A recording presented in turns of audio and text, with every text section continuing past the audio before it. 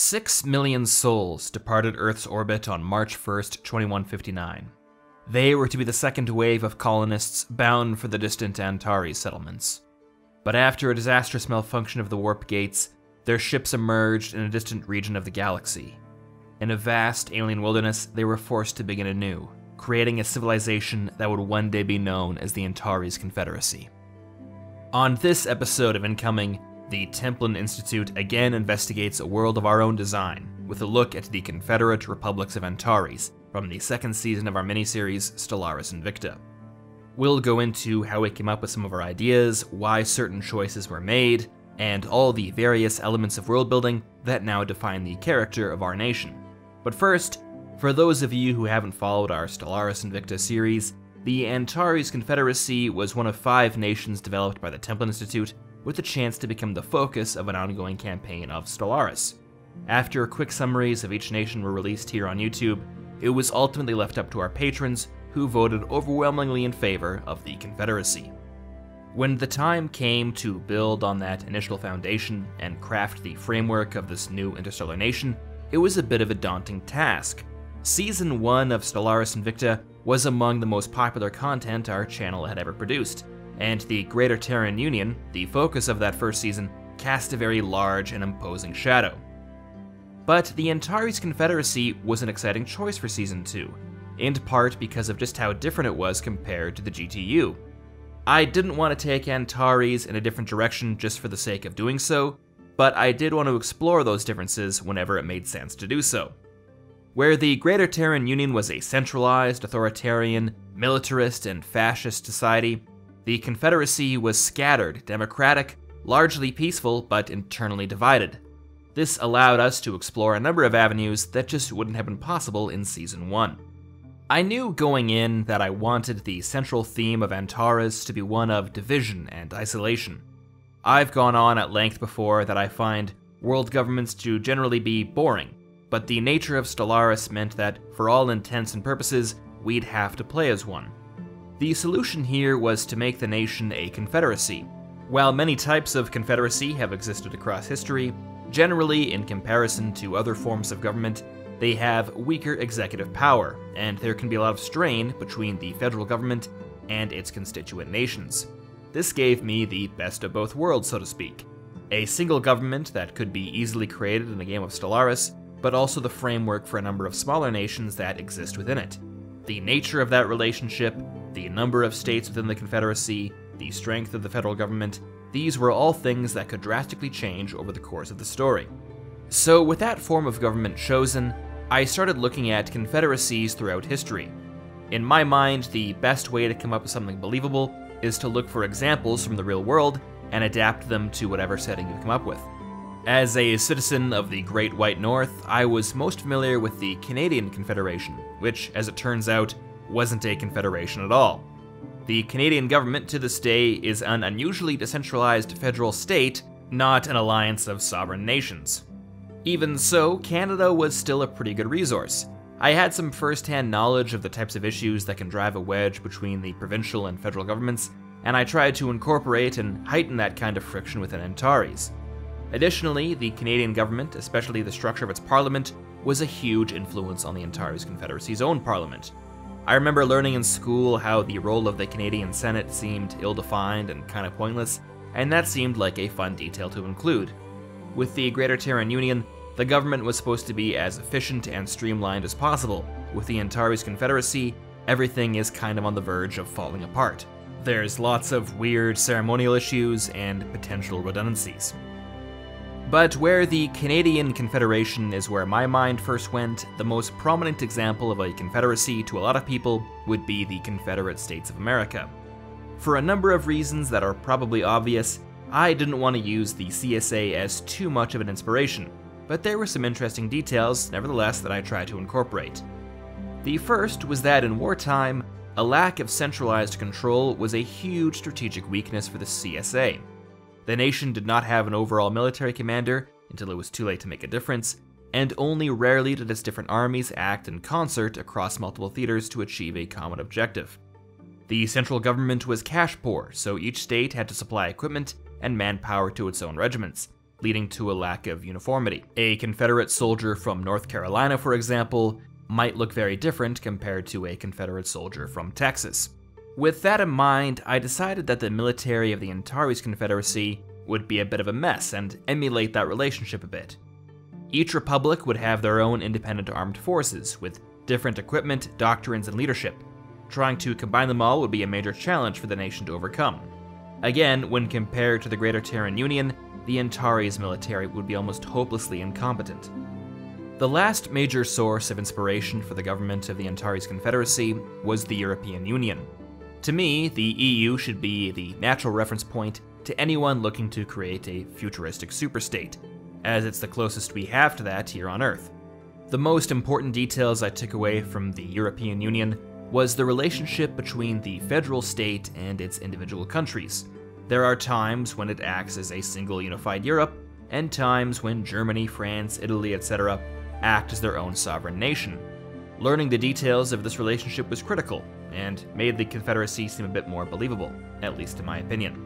Additionally, the European Union is one of the most culturally diverse supranational organizations in the world, so it was again a great resource for learning how it's trying to create a new European identity while fostering that diversity. This takes us to the individual republics themselves.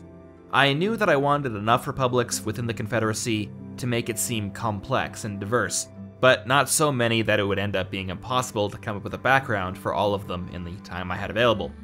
In the end, I think I just rolled a d20 and went from there. I also felt strongly that the republics shouldn't be immediately identifiable as the continuation of any nation or region on Earth. I didn't want a Space Russia or Space America, and I figured that needing to start over on an alien world would cause a new national character to form. There would come a day when the initial pioneers would stop thinking of themselves as citizens of whatever country they came from, but instead as citizens of their new colony. With that said, I also felt very strongly that the culture of Antares should be very different than what we typically see in science fiction. Even when you have a faraway human civilization with no relationship to Earth, the cliché interstellar republic or federation always seems to have been predominantly influenced or based on the Western world. Southeast Asia, Africa, South America, the Middle East, these regions very rarely serve as a model for a futuristic interstellar society, despite having roughly half of humanity. And you can make some arguments for why that might be, some are stronger than others, but I also don't think it takes that much imagination to come up with a future in which these regions play a greater role. So with Antares, I figured that the Earhart flotilla that delivered the first pioneers to their new home was predominantly drawn from exactly those regions. Caucasians would be a small minority, Islam and Buddhism would be the largest religions, and there'd be no Western-sounding names. I can hear some criticism already that maybe this decision came from a desire to be what some might call politically correct or virtue signaling or whatever else, but honestly, I just wanted to do something I hadn't seen before that I thought could be interesting. The challenge was, of course, that I knew almost nothing about all the places and cultures I wanted to include, so a great deal of effort went into making sure that we didn't resort to caricatures. It's very likely I've already made some mistakes here. There's a lot of nuances to languages, cultures, and religions, but given the Confederacy exists hundreds of years in the future, a little variation from our world can hopefully be explained away. And that same desire to avoid Western tropes directly influenced the design of the nation's various flags. Right from the start, I had two rules. Number one was that there would be no red, white, and blue flags. I have nothing against the Union Jack, Old Glory, whatever the Russians call their flag, and all the others. I'm just tired of seeing this color combination being used to represent the good guys, and red and gold being used for the bad guys. My other rule was that I wanted stronger symbolism. With the Greater Terran Union, I came up with the design first, and tried to ascribe some meaning to it later. With Antares, I wanted the symbolism to be obvious. So for the flag of the Antares Confederacy, I ended up going with a field of bright green. Green has a number of traditional associations within Islam, so that made sense, but also green just isn't that popular a color across national flags, and I have no idea why that is. It can represent nature and growth and health and vitality and all these wonderful things, so why isn't it being used more? And as the history of the nation was developed, it was easy to come up with that strong symbolism I wanted. 11 stars for the colonies that survived, 8 for those that didn't, and 1 in the center to symbolize their common heritage. Before I was able to provide any explanation for these decisions, we had people on YouTube, Twitter, and Discord correctly guess the meaning of the flag, so I'd say it was a success. For the national flags, I followed basically those same rules, but I leaned towards gold, red, and white so none of them would be confused with the main Antares flag. I also tried to avoid the traditional 5-pointed stars and other elements that are so common, and instead use suns with way more points and Islamic crescents. Again, based on these flags, we had people figure out that Antares was a trinary star system, and that Asia, Africa, and the Middle East had a major influence on the Confederacy. So again, I think we did okay. So while I wanted each republic to have a bit of a background and a bit of national character, I also knew that we'd be hosting the Antares Senate on our Discord server, and while I wanted each republic to feel unique, I didn't want to provide so much information that there would be no room for our senators to develop their own lore.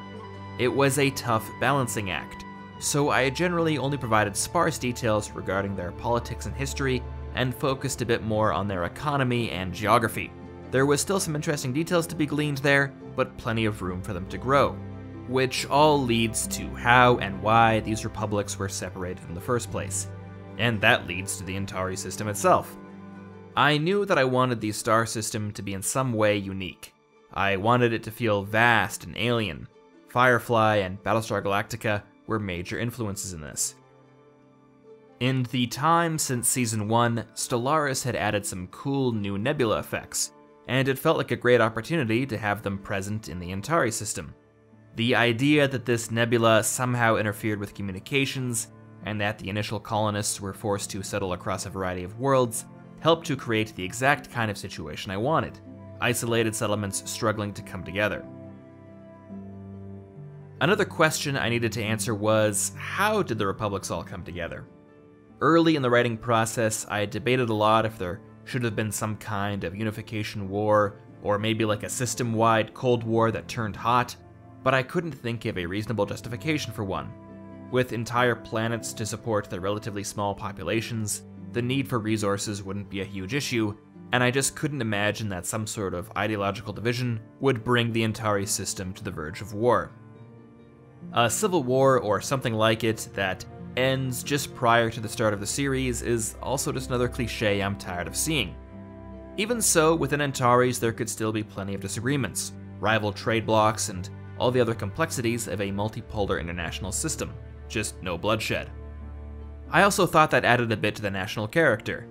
Even though Antares is a bit of a mess and people are disorganized and combative, they can still come together and get things done when they have to. Lastly was the inclusion of a few hooks, some details to pique interest and lay the groundwork for future storylines.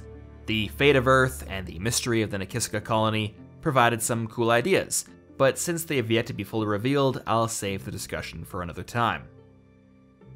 With all that decided, all that was left was for the Antares Confederacy to take to the stars and allow itself to adapt, change, and persevere depending on the events of the game. While Stellaris Invicta Season 2 at the time of this video has only been going on for a few months, I couldn't be more excited about the direction it's heading. Elements like the Antares Senate have already produced more lore about the individual republics than I could hope to match in a couple years, and major decisions in the game have already rocked the nation to its core. I can't wait to see how everything ends up. So I guess if there's a conclusion or a point to all of this, it's that I wanted the Confederate Republics of Antares to be something different than what we usually get in science fiction. It's the pinnacle of laziness to come up with yet another Western-style democratic republic formed from various nation-states that are never mentioned and don't have any real background details, throw in a recent war, a couple badly defined political parties, and slap a red, white, and blue flag on it. There are just so many other cool sources of inspiration out there.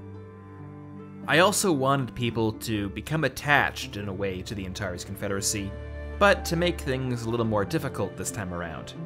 The Greater Terran Union was almost a Mary Sue when it came to interstellar nations.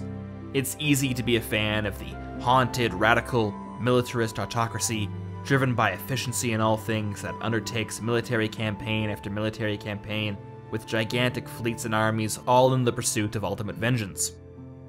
I think it's a lot harder to sell people on a barely functioning, idealistic Islamic and Buddhist democracy constantly at risk of splitting itself apart, with a government and populace divided on every major issue, a constitution filled with bizarre contradictions and ceremonies, and whose most professional military force is their equivalent of a coast guard, with riots whenever the very concept of a war is mentioned. The jury is still out on whether we've succeeded, but if nothing else, hopefully we've brought a few interesting ideas to the table. And before I leave you for today, I do want to mention that this episode is sponsored, in a way, by the Templin Commissary. If you'd like to get yourself some original artwork produced for Stellaris Invicta Season 2, flags, t-shirts, hats, and a lot more based on the Antares Confederacy and its republics, the Greater Terran Union, and the Templin Institute itself, you'll find them all for sale on our store. But what do you think of the Antares Confederacy? Do you think we did a good job of crafting an interesting and unique interstellar nation? Are there areas we could improve on? I'd like to hear your thoughts, so let me know in the comments, and until next time, this has been Incoming.